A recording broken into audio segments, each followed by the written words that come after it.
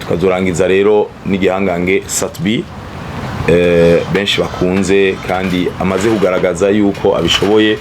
Turi kumwe rero na Revelation de l'année, murabizi ko shakane tegeza gushiramo umuntu mushasha nkuko dutegeza guha ingabirana abandi ko natwe bagiye batwizera abandi. Turi kumwe n'umu artiste mushasha qui a marqué, yakoze ku mitima abantu bivanye na style yiwe, bivanye n'ukunge nakora performance, twaramuhaye icizere nubwo tabikorwa byinshi kuri stage turamubona ko yitwa Mwene Data. Abantu benshi barabidusabye kandi nibaza ko abikwiriye nkuko no muri kahise kama Kigingi Sama Comedy hamwe haza uwundi muntu mushasha. Tukara tugira batumire bagira kuri batatu bavuye mu gihugu kibanyi cy'u Rwanda.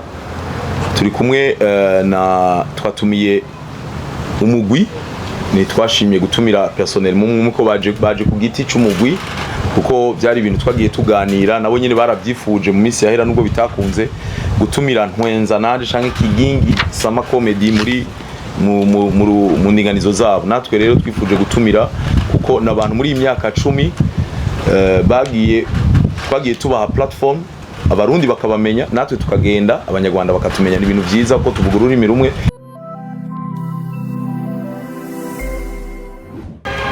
Nkuko mwagiye mubibona nzoza mu masura cyangwa mu masanamu abiri. Nzoza kuri stage turi kumwe n'umugwi Ibaze nk'aba MC, tugize team yacu dukora série Ibaze, abantu dukorana babimenyere bose n'aba MC. Kigingi Times murabizi ko ikirikira iragura ibikorwa, rero n'abantu batohara mu bikorwa dusanze dukora. Nibo tuzokora, numva abantu bazoshaka kumbona iyo saa 8 iyo saa 9 iyo saa 10, ariko sinzoza ku isura y'uje kugira performance ego, ariko abantu tuzogenda tuganira tunezerwa tutwenga. Ku ruhande rw'aba comedian bandi bakurikira turafise Michael Senganzi benshi baramuzi, turafise Mutima, turi kumwe na Mutima, turi kumwe na Rocher, turi kumwe na Raoul, turi kumwe na Kim Kiwi benshi nibaza yuko murabazi ngaha. Turi kumwe n'umugwi witwa Sky Talent wo mu Gatumba. Turi kumwe rero na Revelation de l'année, murabizi ko shakane tegeza gushiramo umuntu mushasha nkuko dutegeza guha ingabirana abandi ko natwe bagiye batwizera abandi. Turi kumwe n'umu artiste mushasha qui a marqué, yakoze ku mitima abantu bivanye na style yiwe, bivanye n'ukunge nakora performance, twaramuhaye icizere nubwo tabikorwa byinshi kuri stage turamubona ko yitwa Mwene Data. Abantu benshi barabidusabye kandi nibaza ko abikwiriye nkuko no muri kahise kama Kigingi Sama Comedy hamwe haza uwundi muntu mushasha, hari abaje ari bashasha batakunze ko babandanya, nabo tubona ubuwe mubona yuko bakomeye. Aho ni ku ruhande rwa comedy mu gihugu ngahi wacu. Tukara tugira batumire bagira kuri batatu bavuye mu gihugu kibanyi cy'u Rwanda. Turi kumwe na twatumiye umugwi, ni twashimiye gutumira personnel muko baje ku giti cy'umugwi kuko byari ibintu twagiye tuganira nabo nyine barabyifuje mu minsi yahera nubwo bitakunze gutumira Ntwenza nanje canke Kigingi Sama Comedy muri mu ndinganizo zabo. Natwe rero twifuje gutumira kuko nabantu muri imyaka 10 twagiye tubaha platform, abarundi bakabamenya, natwe tukagenda abanyarwanda bakatumenya. Ni ibintu byiza ko tuvuga ururimi rumwe kandi yuri kuragura abakundi cyangwa uri kurereka abantu ni byiza.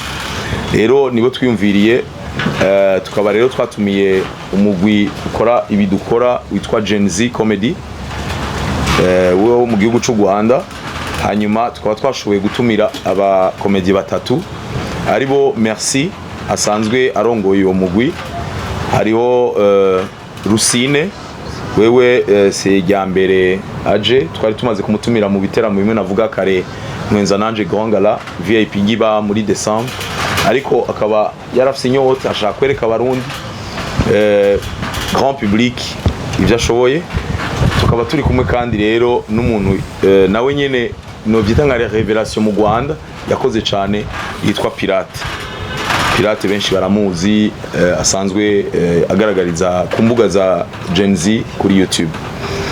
Abo nibo bazofashanya kunezereza abantu bazoba baduteye iteka bakaza muri kino kibanza.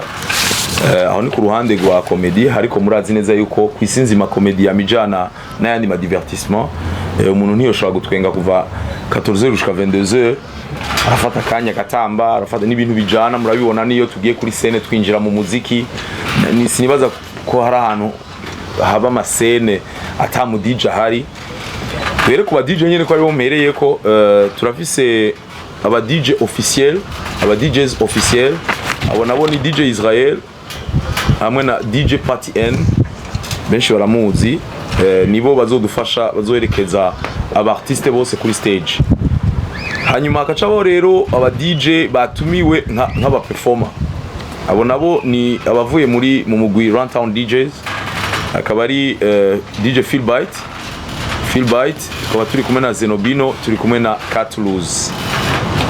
Tugende ku baririmbyi, dufise abaririmbyi twiyumviriye. Hari abo tukiriko turavugana n'ubu kuko uyu mwaka urumva ni 10 ans ni celebration. Mbere na mbere twagire dushimira abantu bose twakoranye, que ce soit aba comédien, que ce soit hari gihe twakorana mu myaka iyo iheze cyane, umwimbu ntube nkuko twawifuza, ariko bakadutahura bakabona yuko naco tuko tubajyanye, tukabahamagara undi mwaka tugasangira ibyo turonse.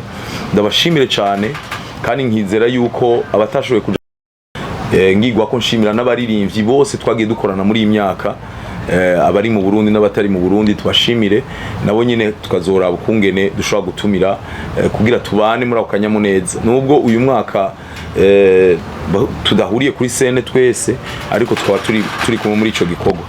Rero abaririmbyi twatumiye, hariho umugwi ndangakaranga Amagaba, aho bazodukorera ingoma Amagaba. Turafise groupe de danse yitwa Inyenyeri, bazodukorera intambo zitandukanye moderne. Turafise abaririmbyi cyane cyane tugiye muri gospel, kuko turemera Imana kandi turashima ivyo Imana yadukoreye. Turi kumwe n'umugwi Victoria's Team,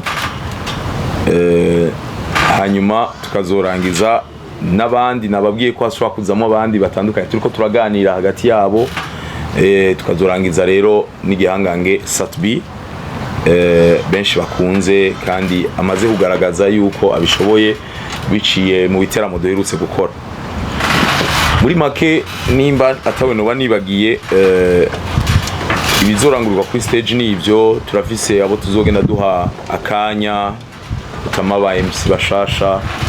Turafise Mula zoba ariko aradufasha muri backstage, ndamushimire cyane, umuntu abikora neza gose, akunda rigere yiwe, kuko murabiza aba artiste twama dufise ama caprice menshi.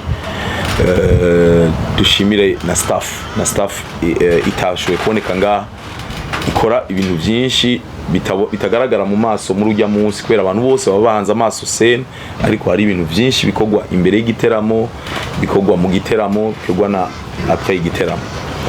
Rero ngaruke kuri kujanye n'ukungene aho bigeze. No munsi ni ku munsi wa gatanu, amatike yatangiye kudandazwa itariki 1 z'ukwezi k'umunani, akaba itike regular iri ku mafaranga 15,000, ariko tike zacu zikazogenda zevuriwa nkuko nabibabwiye kuva itariki 1 gushika itariki 18 z'ukwezi k'umunani. Itike yacu izobigiye ku mafaranga 30,000. Turiko turakora ama sensibilisation yose ashoboka kugira dushobore gufasha abantu kubimenya, ntihagire umuntu agira ati sinabimenye. Turakora ama video, murabibona, tukacisha ku mbuga zacu, tukacisha ama platform atandukanye muri seri zacu zikurikirwa. N'ubu rero ni nakajyo keza gushaka kubimenyekanisha. Igituma tubikora si kugira twaguke gose, ni kugira tugabanye duhamagarira abantu kugura tike hakiri kare, kuko iyo abantu bariko baragura tike hakiri kare biradufasha cyane, kese so muri logistique biradufasha kumenya abantu tugezeko, biradufasha. Mwarabonye rane passe tugira sold out, hari abantu benshi byatangaje bavuga ngo sold out ishoboka gute ngo ahantu huguruye, ariko hariho amategeko tugendera ko ngaha. Aha murabizi ko ari domaine militaire, tugenda turaganira nabo bakatubwira ati mugeze mu bantu ibihumbi bingahe, mugeze mu bantu bangana gute. kuko murabizi byagiye biraba handi mu bindi bihugu kano ngaha mwarabibonye nabyo twifuza cyane rero bidufasha kumenya ati tugezaho kugira ntihagire umwana w'igihugu yogira ikibazo yokomereka bousculade n'ibindi bishobora kuba bikanadufasha no muri logistique kuko hari ibintu byankenerwa byinshi uburyo rero usanga buriko burafasha.